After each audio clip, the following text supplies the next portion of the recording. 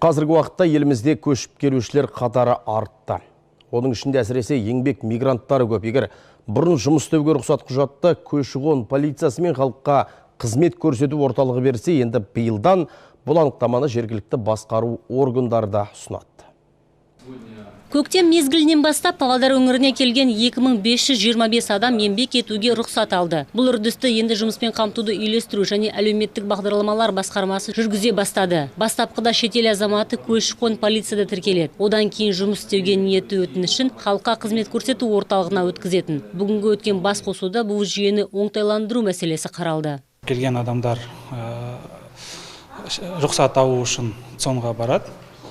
Сол жерде өтініш жазады, сосын медициналық анықтама береді.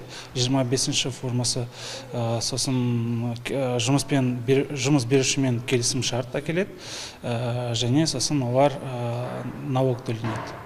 Сол жарты жыл болса, олар 2 МРП төленеді, 6 айдың асыраса, то 4 МРП төленеді. Ел аумағында заңды түрде еңбек етуге рұқсат құжатын алған мигранттар көрсетілген шартқа сәйкес 1-2 ай жұмыс істей алады. Одан кейін тағы тиісті құжаттарын бұл мекемелерге өткізеді.